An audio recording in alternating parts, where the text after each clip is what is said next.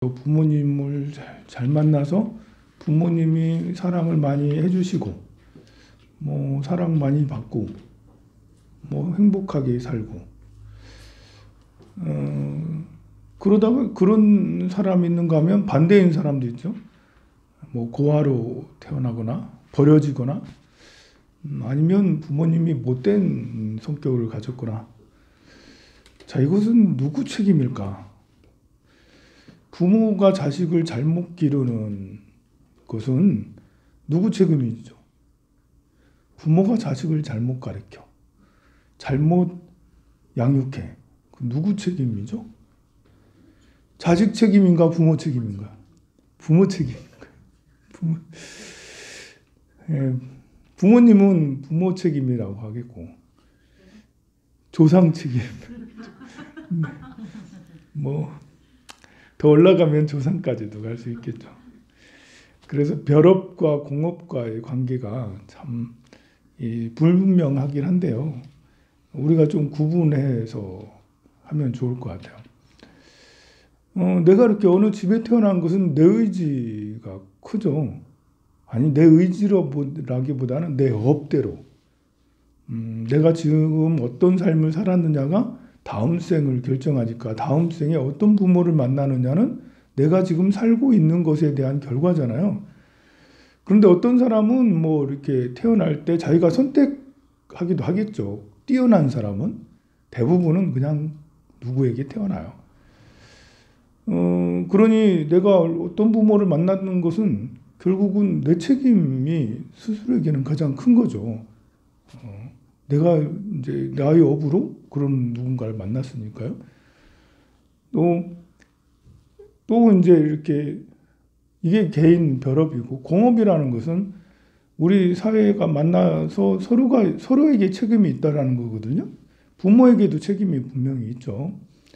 부모와 그리고 사회 구성원들이 자식을 잘 양육하고 사랑해주고 이런 분위기라면 그 부모도 역시 그럴 확률이 높아지겠죠. 물론 많은 사람들은 다 자식을 사랑해도 혼자만 자식을 미워하는 사람도 있지만요.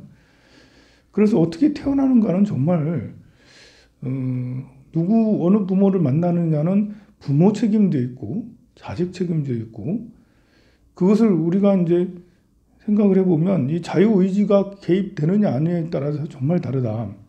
우리 민들레를 예를 들면 민들레가 홀씨가 돼서 이렇게 쭉 날아가는데 자유의지가 없어요. 민들레 홀씨에게는 자유의지가 없지.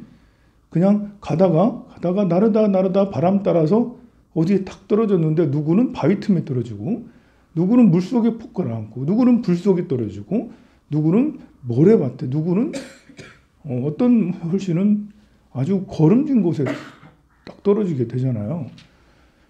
그리고 나서 자라는 거는 본인의 의지도 별로 없어. 그냥 햇빛이 잘 들고 기름지고 하면 쑥쑥 잘 자라서 다음에 아주 뭐 이렇게 더 이렇게 큰 민들레가 되고 불 속에 떨어졌으면 다시 태어날 수 없는 또 물 속에 떨어져서 다시 태어날 수가 없는 그런 이제 신세로 전락을 해버리잖아요. 근데 만약에 민들레가 자기 의지가 있다고 생각을 하면 가다가 그 바람을 거슬릴 수도 없겠죠. 아무리 자기 의지가 있어도 바람을 타고 조금은 움직이겠죠. 자기 의지가 강하면 강할수록 더 많이 움직이고 땅에 떨어지려 할 때 여긴 안 되지 하면서 약간 다른 데로 떨어지거나 더 나은 데로 떨어지거나 자유의지라는 게 그만큼 참 중요한 거예요. 우리에게도 사람에게도 자유의지라는 게 내 의지라는 게 정말 중요해요. 여러분들은 내 뜻대로 살고 있는 것 같아도 가만 보면 내 뜻대로 해온 게 별로 없을 정도. 그리고 다음 생이라는 것도 이거는 정말 내 뜻대로 하기가 어려운 그런 이제 지경에 처해져 있죠. 그런데 내 뜻대로 이렇게 하기 위해서 우리가 절에 다니는 거예요. 부처님의 가르침은 내 삶을 내가 주인공이 돼서 내가 직접 움직이려고 그래서 이제 부처님의 가르침을 따르고 수행을 하고 이렇게 여러분들 기도를 하고 하는 거잖아요. 합격이 안 되는 아들을 그렇게 열심히 기도해가지고 합격시키는 거. 그게 이제 우리가 이렇게 내 의지로 내 삶을 개혁해 나가는 거죠. 취직이 안 되는 그런 나나 누군가를 열심히 기도해서 취직을 하게 하고 이런 것들도 역시 마찬가지로 우리 자유의지가 노력을 통해서 할 수 있는 그런 거고 그런 눈앞에 있는 소원뿐만 아니라 삶의 관계, 건강 그리고 재물 이런 것들도 마찬가지죠. 근데 그렇게 하게 하는 데는 사마타와 윗바사나가 있다라고 그랬죠. 일단은 기도나 이런 걸 통해서 사마타를 닦아서 마음이 굳건해야 돼요. 흔들리는 것에 민감하지 않고 흔들릴 수 있지 하면서 그것을 넉넉하게 바라볼 수 있도록 하려면 일단은 내가 굳건한 뿌리를 가지고 있어야 되는데 그게 이제 바로 그 기도를 통해서 사마타를 닦는 거죠. 그래가지고 굳건해지니까요. 굳건하지 않으면 내가 아무리 관찰을 해도 이것은 별거 아니야. 재행이 무상한 거지. 뭐 이러다가 사람이 돈이 있다가도 없는 거고 없다가도 있는 거지. 아무리 그렇게 외워봐야 한번 휙 날아가서 불 속으로 떨어지면 그런 외침이나 그런 생각들은 그 위험한 순간에 싹 달아나 버리기 때문에 사마타는 정말 중요한 거죠. 그렇지만 사마타가 굳건하다 하더라도 바람이 살짝 불었는데도 혼자 화들짝 놀라서 휙 넘어진다면 태풍으로 알고 휙 넘어진다면 그것도 역시 안 되니까 이렇게 뿌리가 강하더라도 바람이 어떤 것인지를 스스로 알아차리는 이런 윗바사나를 알아야 되는 거죠. 뭐 현 시대에는 건강, 그거는 고래를 통해서 어떤 수행자든 건강은 참 중요했어요. 건강을 어떻게 내가 받아들이냐. 건강한 게 좋은 거냐? 수행하는데. 약간 건강한 게 좋은 거냐? 매우 건강한 게 좋은 거냐? 아니면 약간 아픈 게 좋은 거냐? 아니면 정말 무지무지 아픈 것이 수행하는데 도움이 되냐? 일단은 너무나도 건강한 건 수행하는데 도움이 안 돼요. 그렇잖아요. 너무나도 건강해져 버리면 욕망이 더 강해져요. 식욕이 더 강해지고요. 성욕이 더 강해지고요. 다른 집착들이 훨씬 더 강해져요. 그걸 다른 데로 풀어야지. 발버리심만 아무리 그래도 발버리심 잘 안 돼요. 너무 건강하면. 그래서 근육질 별로 좋은 게 아니에요. 그게. 약간 수행하는 데는 약간 아픈 것이 차라리 더 나을 수 있어요. 너무 아픈 거는 수행이 안 되겠지만 이렇게 그 마음의 힘이 강한 자는 많이 아픈 것조차 수행으로 돌릴 수 있는 그런 그 역경을 수행으로 돌릴 수 있는 그런 마음을 되죠. 그리고 또 이제 이렇게 관계 같은 것도 마찬가지예요. 관계로 인해서 우리는 행복과 불행을 느끼잖아요. 관계가 좋으면 나를 지지해주고 나를 사랑해주는 사람이 많으면 정말 행복한 거예요. 배우자가 나를 지지해주고 나를 감싸주고 그렇게 해주면 얼마나 행복해. 아들, 딸이 나를 지지해주고 나를 해줘. 그럼 정말 행복하잖아요. 근데 인생이라는 건 역설 같아요. 이상하게도 그게 잘 안 된다는 거죠. 역시 그런 것들에 대해서 내가 어떻게 조절을 하느냐에 따라서 하고, 그 다음으로 아주 또 중요한 것은 재물이죠. 돈을 어떻게 내가 관리를 하느냐, 버느냐, 뭐 이런 것들이 많이 벌면 좋겠지만요. 그렇지 않은 경우가 많잖아요. 돈이 어느 정도 이렇게 하려면 우리가 경제에 대한 지식을 좀 알아야 되는 거죠. 요즘에 환율이 굉장히 많이 툭툭툭 떨어져서 1,100원대를 무너뜨리고 1,000원대로 이렇게 내려왔어요. 1,090원, 1,080 얼마로 이렇게. 금방 1,100원이 무너지더니 금방 1,080원대로 슝 내려왔어요. 우리 환율에 대해서 이렇게 생각을 해보면 우리 이런 환율이 계속 무너지면 경제 위기가 올까 안 올까? 내년이 신축년이에요. 축이라는 것은 1년 자축인묘진사옴 12개의 그 지지 중에 가장 추운 거예요. 가장 춥고 단단하고 그냥 얼음이에요. 얼음. 동토. 왜 우리 1월달이 추월이거든요. 1년 중에 제일 추울 때가 1월달이잖아요. 12월달은 자월이에요. 자월. 12월보다 더 심각한 건 1월이에요. 축월이에요. 이때는 모든 뜨거운 것들을 다 이제 이렇게 뜨거운 것들은 저리 가라. 모두 다 얼려버리겠다. 이런 거거든요. 이것은 무엇을 말하냐면 뜨거운 것은 번성해요. 따뜻하고 이렇게 하는 것들은 막 번성하고 더 많아지는 거예요. 성장하는 거죠. 뜨거운 거는 성장해요. 계속해서 성장을 해가는 거죠. 그런데 이 소금이나 이렇게 얼음이나 이런 동토, 그냥 동토가 아니고요. 이 물이 축축한데 거기에 얼어버리는 거예요. 물이 축축한 땅에 얼어봐. 아니 이렇게 마사 같은데 물이 없는 때 얼으면 그래도 좀 덜 추워. 근데 물이 축축한 땅에 완전히 급냉시켜가지고 마이너스 30도야. 자, 이렇게 그 뜨거운 우리가 이제 지금 그래서 내년에는 모든 것이 확 줄어들 수 있는 이런 때이기도 해요. 잘못 뭐 이렇게 아닐 수도 있지만 위기가 생길 수 있다라는 거죠. 계속 번성하던 것이 점차로 줄어들어서 내년에는 심판의 날이 올 수 있다. 갑자기 이상한 분위기네. 심판의 날이 올 수 있다. 그래서 조심해야 될 때가 내년에요. 우리 충년이 위험할 때가 있었어요. 바로 97년이 충년이에요. 97년이 충년이에요. 충년의 겨울은 여러분들 다 알 거예요. 그때가 어땠는지 우리나라가. 그리고 73년도 오일 쇼크 충년이에요. 85년도에는 뭐 했지? 85년도에 무슨 위기가 있었는지 모르겠는데 어쨌든 충년이어서 아마 충격이 있었을 거예요. 대신에 그 충격 다음에는 인년이에요. 인년. 그 다음에는 호랑이 2월 달이잖아요. 인년이거든요. 이 호랑이는 마치 개구리라고 생각하면 돼. 개구리가 멀리 뛰기 전에 딱 움츠리는 것이 축이고 그 다음에 움츠려서 용수철 터듯이 팍 팽창하는 것이 인이에요. 그러니까 위기라는 것은 꼭 나쁜 것은 아닐 수도 있죠. 그 다음 걸 준비하는 거니까. 축이라는 건 준비하는 거야.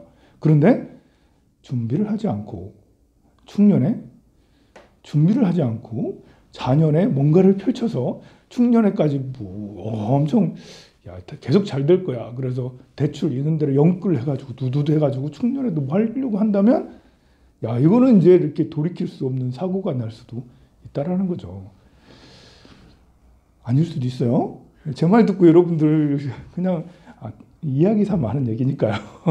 진실로만 믿지, 너무 이렇게 진지하게 받아들이지 마세요.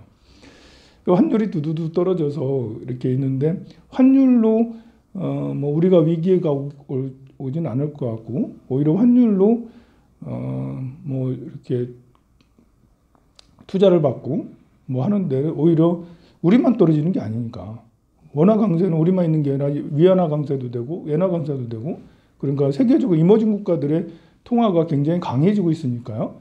그래서 수출을 하는 데는 97년처럼 그러진 않다는 거죠. 97년은 동남아시아, 우리나라를 비롯한 동남아시아만 환율이 뭐 그 두두둑 막 떨어졌거든요. 그때는 올라갔지 막 2,000원 가까이까지. 그때의 환율하고 지금하고 다른 거는 뭐냐면 97년의 경제 위기는 여러 가지 이유가 있지만 그 중에 환율 책임도 굉장히 커요. 왜 그러냐면 80년대 중반부터 97년까지 우리 정부는 진짜 무능했어요. 환율에 대해서는 무능했어요. 왜 그랬냐면 환율을 그냥 묶어놨기 때문에 그래요. 800원대로 묶어놨어요. 여러분들 그렇잖아요. 90년 전후 80년대 중후반 이때 보면 계속해서 그 환율 변동이 별로 없었거든. 우리나라는 800원대 좀 많으면 900원 초반 뭐 이랬거든요. 그랬으면 안 되는 거예요. 환율은 시장 경제에 맞게 변동을 해야 되는 거지. 정부에서 잡아놓으면 그래서 어떤 현상이 나타났냐면 93년도부터 97년도까지 경제 적자, 무역 적자가 엄청 나지는 거예요. 환율이 본래 그때쯤에서는 90년대가 넘으면 환율이 1,000원이 넘었어야 되고 1,100원, 1,200원, 1,100원에서 1,200원이 적정한 확률이었다는 거예요. 그런데 800원대로 잡아놨으니까 나중에 93년, 94년부터는 재정 적자가 너무 커져서 97년쯤 되니까 마이너스 400억 달러, 마이너스 500억 달러 이렇게 여러분들은 기억 못할 거예요. 그때 우리나라가 재정 적자가 얼마나 심각해졌는지. 올해 뭐 이렇게 요즘에는 경제 규모가 커가지고 뭐 마이너스 500억 달러 그렇게 큰 충격은 아닌데 그때는 굉장히 큰 충격이었어요. 결국은 환율을 계속 잡아놓는 바람에 경제 위기가 오게 된 거죠. 그 나중에 97년도에 정부에서 무슨 일을 했냐면 환율을 더 올리지 않기 위해서 계속 환해지를 한 거예요. 그러니까 있는 그때 몇백억 달러 있던 남아있던 국가에 있는 달러마저 환해지한다고 계속 쓰는 바람에 어떻게 할 수가 없었던 거죠. 이런 환율을 어떻게 해야 될지 모르는 정부가 결국은 국민들을 크게 이제 위험에 빠뜨리게 했던 그때 그런 일을 할 수 있어요. 이게 환율 차이는 무슨 게 있냐면 그때 왜 환율을 안 올렸냐면 그것도 여러 가지 이유가 있죠. 가장 큰 이유는 우리 80년대 1만 달러 시대를 만들겠다 했던 왜 환율이 1200원, 1100원이 되면 1만 달러 되나 아직 멀었거든요. 환율이 좀 800원대로 계속 있어야지 1만 달러 시대가 된다. 그래서 정부에서 1만 달러 시대를 만들기 위해서 보여지는 외형적인 이런 결과를 만들기 위해서 그런 일들을 벌였고요.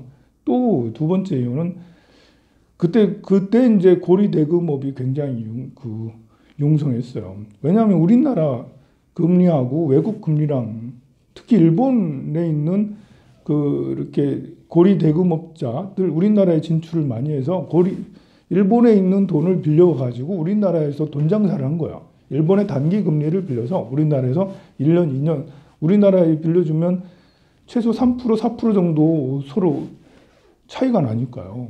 그것을 우리나라에서 하다가 동남아시아까지도 하고. 그러니까 정부에서는 금융 관계된 그런 사람들 요구 때문에 환율을 더 이렇게 조정할 수도 없고 그냥 800원대로 계속 묶어놨던 거죠.